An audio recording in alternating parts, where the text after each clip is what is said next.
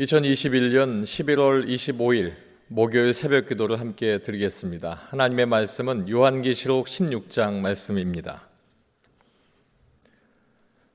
또 내가 들으니 성전에서 큰 음성이 나서 일곱 천사에게 말하되 너희는 가서 하나님의 진노의 일곱 대접을 땅에 쏟으라 하더라.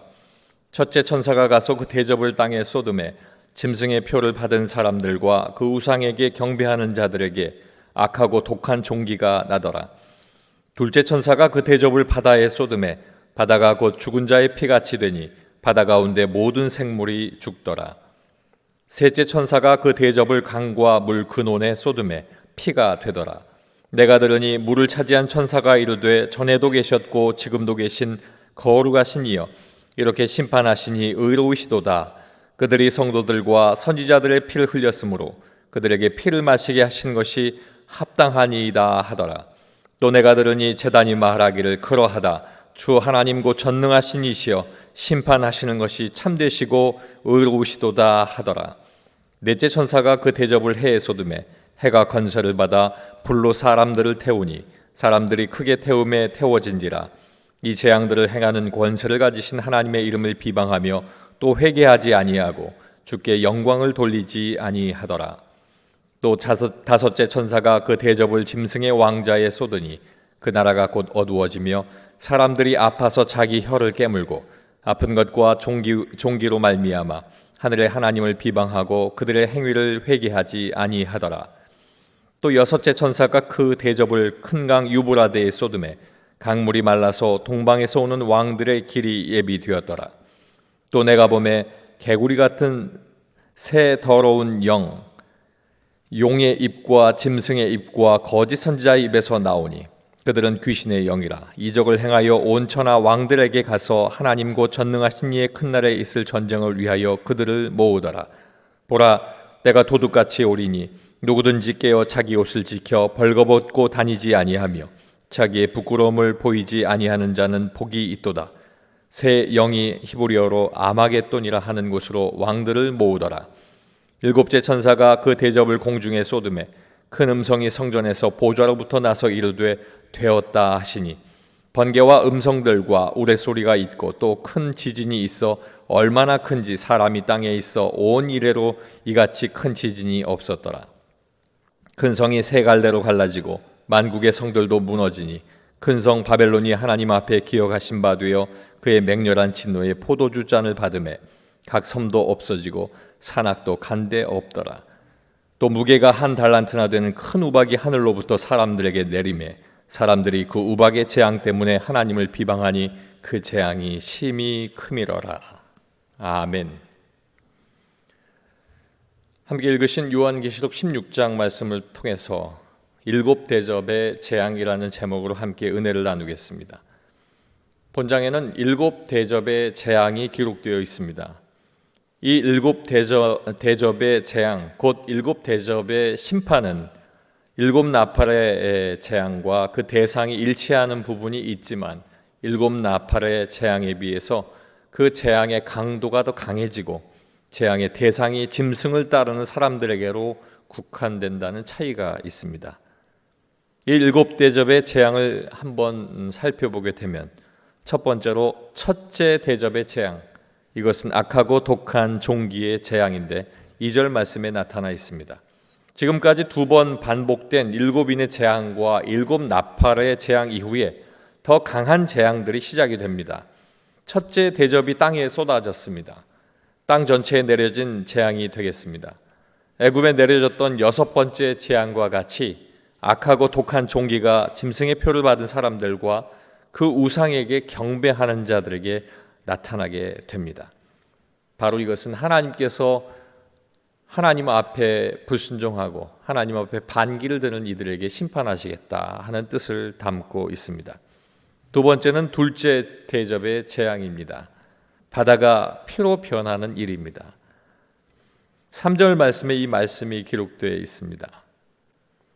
둘째 대접이 바다에 쏟아지게 되는데 바다가 죽은 사람의 피같이 됩니다. 바다 가운데 모든 생물이 죽게 됩니다. 이것은 애굽에 내려진 첫 번째 재앙과 두 번째 나팔의 재앙과 같은 내용을 담고 있습니다. 그러나 애굽의 재앙은 일시적인 것이었고 둘째 나팔에서는 바다의 생물 3분의 1만 죽었을 뿐이지만 이 두 번째 대접의 재앙에서는 바다 가운데 있는 생물들이 모두 죽게 됩니다. 하나님께서 이제는 인내하심이 끝이 났고 마지막 때가 가까우므로 내가 하는 심판은 반드시 멸하리라 하는 하나님의 의중을 담고 있습니다. 세 번째는 셋째 대접의 재앙입니다. 강과 물 근원이 피가 되는 것을 의미합니다. 4절 말씀인데 셋째 대접이 부어지자 강과 물 근원이 피가 됩니다. 셋째 나팔의 재앙 때에 물 3분의 1이 쑥이 되었지만 지금은 모든 물이 피로 변하게 됩니다. 이 재앙은 실로 큰 고통이 됩니다. 왜냐하면 살아있는 사람들에게 물을 마시지 못하는 것은 곧 죽음과 직결된 고통이 따르기 때문입니다.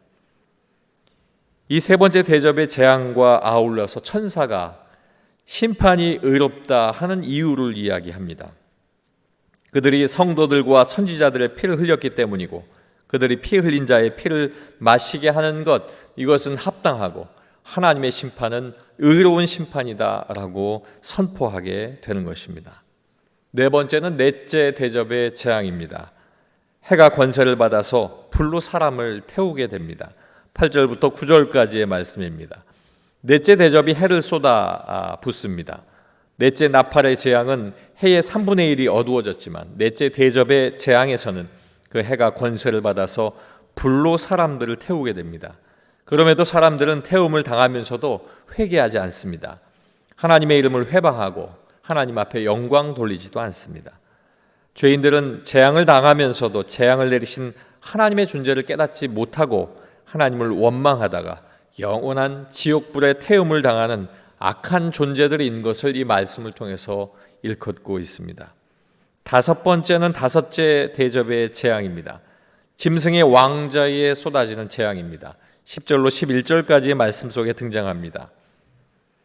다섯째 대접이 짐승의 왕자에 쏟아집니다. 곧 나라가 곧 어두워지고 사람들이 아파서 얼마나 아픈지 자기 혀를 깨물고 아픈 것과 종기로 인해서 하늘의 하나님을 비방하게 됩니다.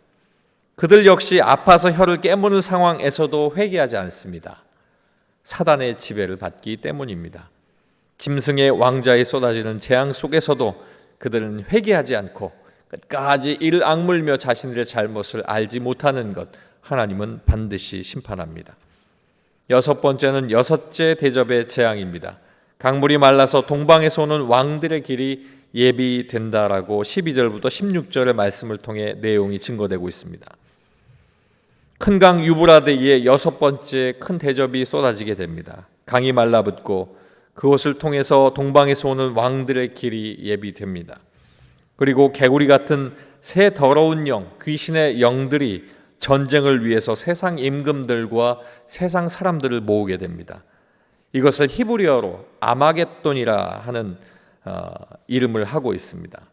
이 아마겟돈이라고 하는 것은 무깃도의 산이다라고 하는 뜻을 가지고 있는데 역사상 수많은 전투가 있었던 곳으로 최후의 큰 결전이 이곳에서 벌어질 것이다 라고 생각하고 있습니다.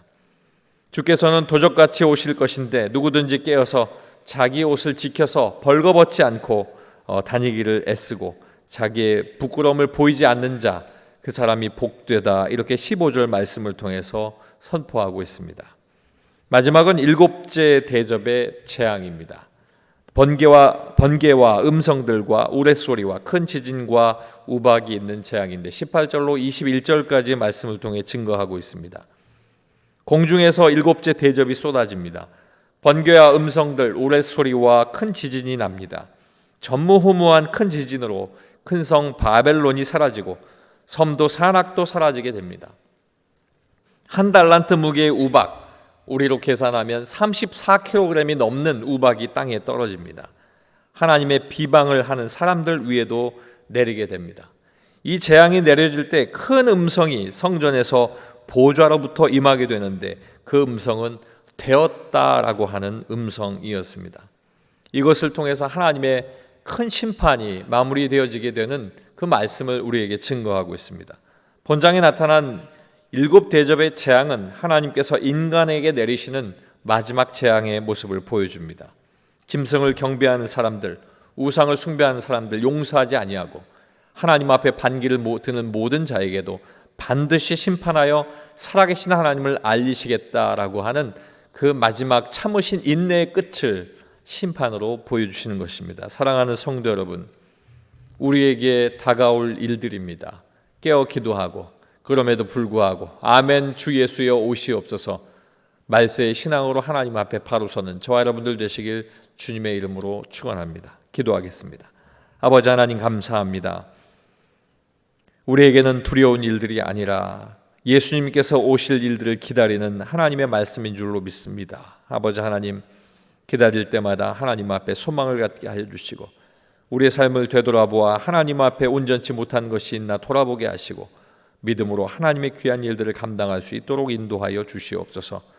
이제 아버지 하나님, 우리의 모든 영에 하나님의 귀한 음성 들려주시기 위해서 이제 부흥성회를 준비하셨습니다. 아버지 하나님, 주일 저녁부터 이 귀한 말씀들이 선포되어질 터인데 많은 이들이 하나님의 말씀 앞에 오게 하여 주시옵소서.